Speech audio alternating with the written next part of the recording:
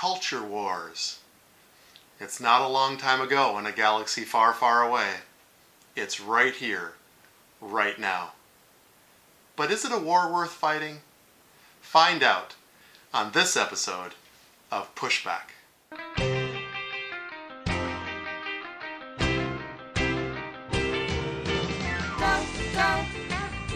Go, Jonny, go, go. Go, Jonny, go, go. Go, Jonny, go, go. If you're concerned about the direction our culture is heading, then maybe it's time to push back. Hey everyone, welcome to the very first pilot episode of PushBack. I'm so glad that you joined me. This has been several months in the making, and I'm so excited to finally get going and sharing my heart on so many topics. And I'm so glad that you are willing to share some of your time with me. This pilot episode, I want to talk really about two words that perhaps I love the most. The first word is the word culture, and the second word is the word family. And I believe that these two words are very much intertwined in so many ways. I care about culture. I care about America's culture. I love America. I'm an American boy and born and raised, and I feel so strongly and passionately about the culture in which we live. And as family goes, so goes the culture.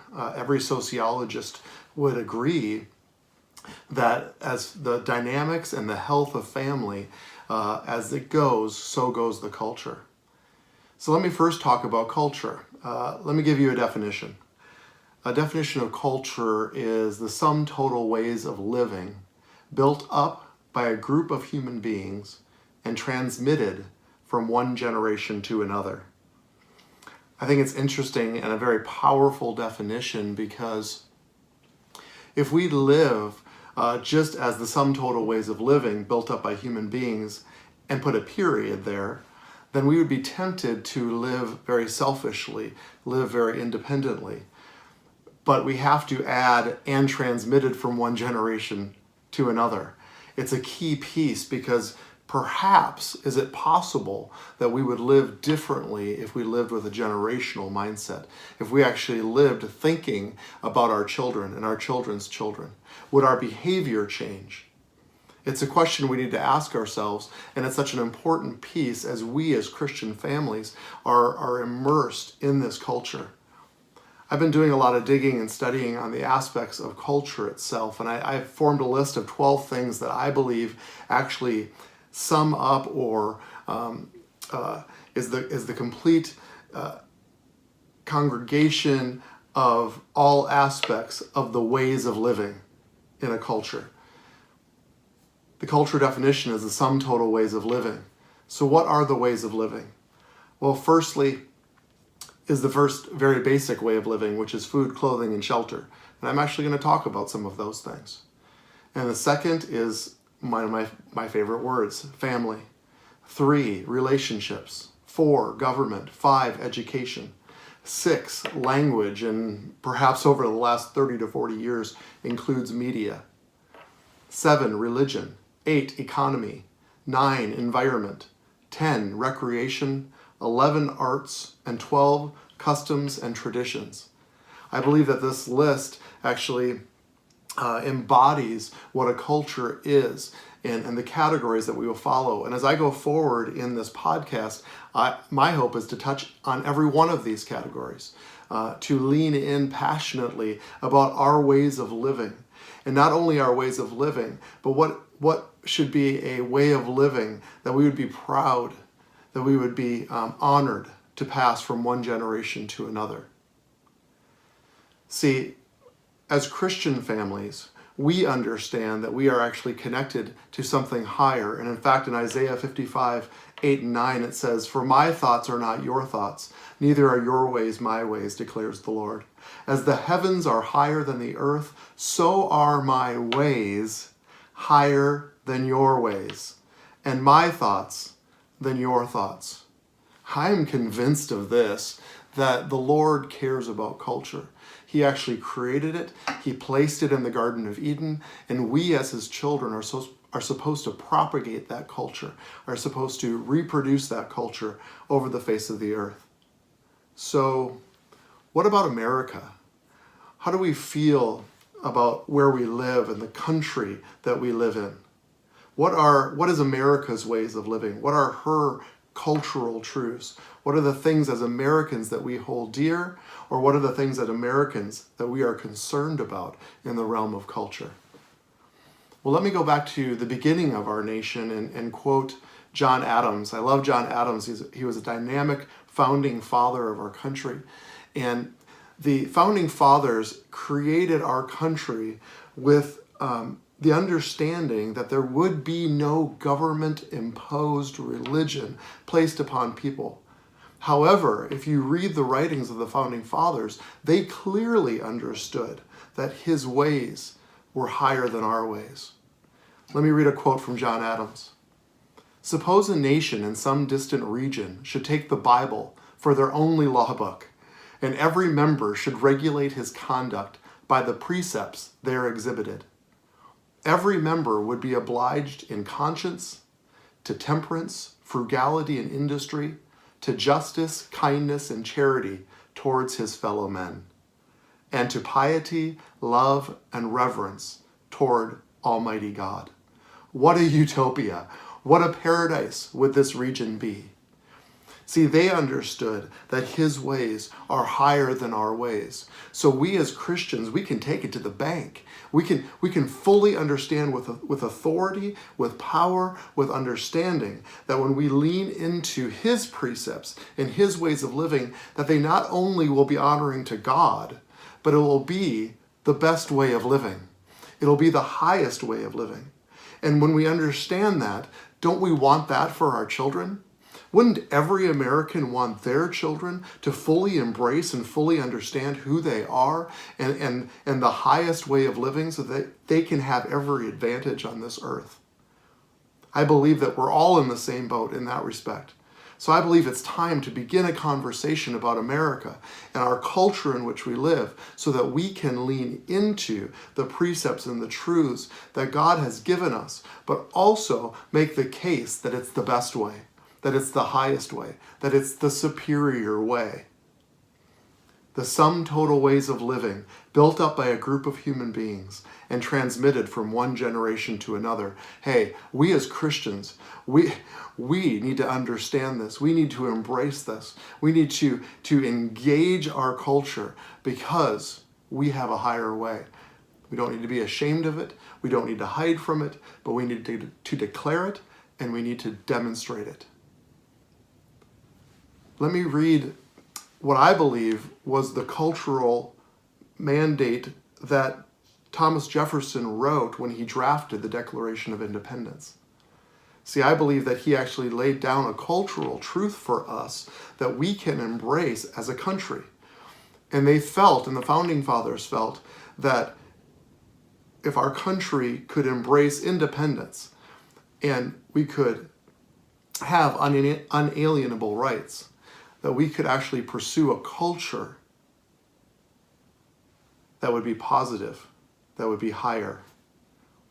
He wrote in the Declaration of Independence, "We hold these truths to be self-evident, that all men are created equal, that they are endowed by their Creator with certain unalienable rights, that among these are life, liberty, and the pursuit of happiness." I plan on talking about that a lot in this podcast because I believe that those words, life, liberty, and the pursuit of happiness, formed the basic outline of American culture.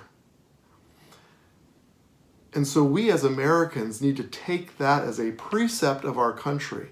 We need to take a step back and we need to look with a lens as Americans, as Christian families that live in America, that love America, and that care for America, and say, is our culture a culture of life, liberty, and the pursuit of happiness? If we see American culture and we analyze American culture and we see a culture of death, bondage, anxiety, and depression, then I believe that we as Americans should pause and we should reconsider. Is there something that needs to shift? Is there something that needs to change in culture that would allow us to once again pursue life, liberty, and the pursuit of happiness? I'm a family physician and I'm working full-time in the emergency department. And I see pain, I see anxiety. So much of what I do is reassurance in the emergency department because people are coming with such fear and anxiety about their lives. They're living in bondage. They're living in a culture that doesn't embrace life and life more abundantly. A culture of bondage and depression. And we have two choices when we see something like this. When I'm immersed in this in my profession or as a minister, when we see pain, we have a choice. We can go into the fetal position and we can hide and we can throw up our hands and say that we are getting swept away by the river of culture and that we have no say or voice or authority or power in this. Or we can rise up and we can say, if you are concerned about the direction our culture is headed, then maybe it's time to push back. It's time to push back. I was at a medical meeting with several of my colleagues and physicians, and the morale was low. And we were talking about the changes in healthcare and the different hoops that we had to jump through. And there was a low morale and hanging of heads. And I remember somebody said, we're just going to have to get used to this. And something rose up inside of me in my spirit that said, no. We live in America, and the beautiful part about America is that it's a democracy where we get to speak out and we get to push back against things that don't seem right. And even in that meeting, I responded in my spirit. I said, no, this doesn't have to. We don't just have to get used to it. If something isn't right and something isn't progressing like we expect it to, then we should push back. We as Christian families are not helpless victims of the culture. In fact, we set and shape the culture. It's why we're here. It's the mandate that we were given. In Genesis 1:28, it says, when God actually approaches his creation, the man and woman that he created, and he gave them, he spoke to them for the very first time. In fact, sometimes I like to call it the first Great Commission. I believe the first Great Commission was actually given to family. And in Genesis 1:28, he says, be fruitful, multiply, fill the earth and subdue it. It's a powerful message. It's the first message. It was the first divine revelation given to mankind. Subdue means to come against the forces of evil and darkness on this earth that would want to bring destruction and division, especially to family. And we are supposed to put those things under our feet. We are supposed to fill the earth, which means we aren't supposed to shirk back into the corner and say, well, I guess we just need to wait till Jesus comes back. That's not the mandate that we were given from the very beginning of time. And we are supposed to be fruitful and multiply, and so entered family on the stage of world history. It's critically important that we need to understand that family was a central piece to the Father's original heart. He placed them there. He put them in the garden. And if you get nothing from this podcast, please get this message. There is no plan B. He set family on the earth to reproduce his culture over the face of the earth. You might be surprised to know that Genesis 1:28 is actually referred to as the cultural mandate. I love that. It's called the cultural mandate. Why would it be called that? Well, it was a mandate given to family from the very, very beginning of time to do what? To shape and set the culture. To shape and set the culture. We are to be the culture setters here on this earth. So if we are concerned, it doesn't do any good to shake our fist or grab a picket sign and walk around and yell at people. We actually need to engage our culture because we love it, and we love the people in the culture. And he has called us to be salt and light here on this earth. And we are placed and put into families so that we can be dynamic, we can be healthy, and we can be placed on this earth to shape the culture. Please hear me in this. I think back to the 60s and 70s, and I believe that there was a shift that took place in culture at that time. And the shift in culture went from, it was the time of introduction of abortion and free love and shiftings in our culture that took place during those time periods. And I believe this with my whole heart, that if we can embrace cultural revolution, if we can embrace even a culture war where we're pushing back against the darkness and the principalities and powers that would influence the way that we think and act, and even the way that we pass things on from one generation to another, that things can shift just as quickly. Just as quickly. I believe in one generation that the culture can shift. And this podcast going forward is a call to a countercultural revolution. It's a revolution of love. It's a revolution of compassion. It's the revolution of finding what is best for us and moving with authority and power. I remember one of our sons was quite young. I believe he was only about 5 or 6 years old, and we were sitting at our dinner table. And we were around the dinner table, and we created a culture in our home where our children would not lip off to us or be disrespectful towards their parents. And as our older children embraced this way of living, and they honored us as parents, it became culture in our home, so that we even today don't deal with talking back or disrespectful words towards us. And at this dinner table this one evening, our young son lipped off to me and was disrespectful towards his dad. And I remember when he said it and the words came out of his mouth, that all of the other children, and we do have 8 children, by the way, all of our other children, there was sort of a gasp. And everybody went, "Huh." And Silas his eyes darted around the room. And right away he looked at me and said, "Sorry, Dad." And I just smiled, and Amy and I looked at each other because we didn't have to parent anything. A culture was created. And as my wife likes to say it, the culture took care of it. And isn't that what we would want for our children? Isn't that what we would want for our country? Wouldn't we want a country where the culture takes care of it? Where we don't need more and more rules and regulations. We don't need more punishment. But we just need a culture that's healthy, so that when somebody acts outside of the culture, it feels countercultural. What I'm concerned about in our culture is that we have an anything goes type culture, where there is no moral direction or value. And because of that, there is a lack of boundaries, and there is no cultural restraint that's placed upon our behavior. And that feels unhealthy, and it feels like it creates anxiety in our culture.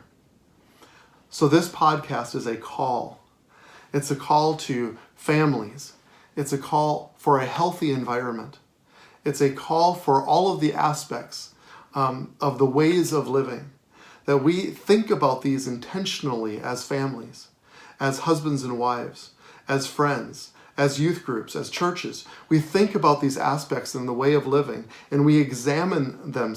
We examine these within ourselves, and we ask, is this the highest way of living? Are we leaning into the fact that his thoughts are higher than our thoughts and his ways are higher than our ways? Is a culture war a war worth fighting? I believe it is. And I believe that if we take a militaristic fighting stance, that oftentimes we end up swinging at the air. But rather, we need to engage culture from a realm of compassion and a realm of honor. In my next podcast, I'm going to speak somewhat about what motivates me and my story. And then in the third podcast, I'm going to talk about honor and the way that we engage our culture.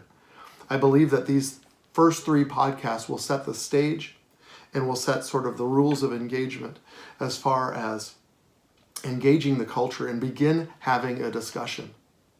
If you're like me, it feels like everybody's shouting at each other right now. We don't need to shout. We need to have a discussion. We need to care about our country. We need to love America, and we need to love one another. And in so doing that, I believe that we can create a discussion, a healthy discussion on the cultural aspects of being an American and being a Christian family in America. This podcast is available to you on YouTube. And if you're watching today on YouTube, hello, and thank you for joining me. So if you're a visual type person, you can connect with us on YouTube and watch the video there. It's also obviously available on podcast on iTunes, and you can subscribe on iTunes or YouTube if you want to get regular updates and be prepared for the next podcast. These will be released every Wednesday, and so I'm excited to be part of your home and your family. And I hope that it will create discussion with you and your children at home as we pursue the things of culture, and that we care, that we're willing to pursue it, that we will get out of the hiding and fetal position and stand up and embrace the calling that we were given from the very beginning of time, and the calling that Jesus came to bring restoration and life to. So thank you for tuning in. Now go, set, and shape the culture.